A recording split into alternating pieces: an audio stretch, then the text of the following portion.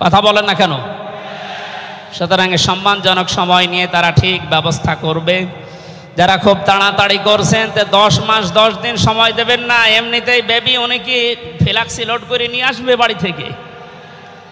সুতরাং আমরা চাচ্ছি সংস্কার যখন আরম্ভ হয়েছে দেশে, 1628টা চেয়ার আছে এই দেশের মেন চেয়ার, এই চেয়ার না, যিনি পালিয়েছে তার চেয়ার থেকে শুরু করে এদেশের ওসি সাহেবের চেয়ার পর্যন্ত আপনি গণনা করবেন, 1628টা চেয়ার হয়।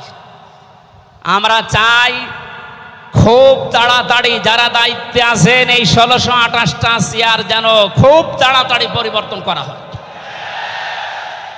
কারণ এগুলো সব ওই জালেমদের দোষ।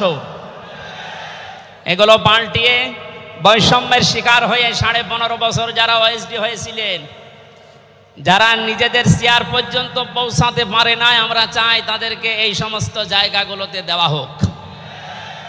জালেমদেরকে আল্লাহ হেদায়েত দেয় না, তার বাস্তব প্রমাণ কালকের একটা কল রেকর্ড। একজনের জন্মদিন নাকি গোপালগঞ্জে পালন করতে দেয়নি এক ওসি সাহেব, এই জন্য বাইরের দেশ থেকে তাকে হুমকি দিচ্ছে যে তার নাম লিস্ট করে রাখো, আমি যদি কোনোদিন আসি তার খবর কর।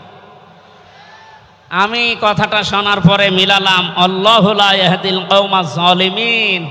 আল্লাহ যে ইহদি দিয়েছেন মোজারে, বর্তমান ভবিষ্যৎ, প্রেজেন্ট ফিউচার, আল্লাহ তাআলা জানিয়েছেন যে আমি জালেমদেরকে হেদায়েত দিচ্ছি না, দেবও না।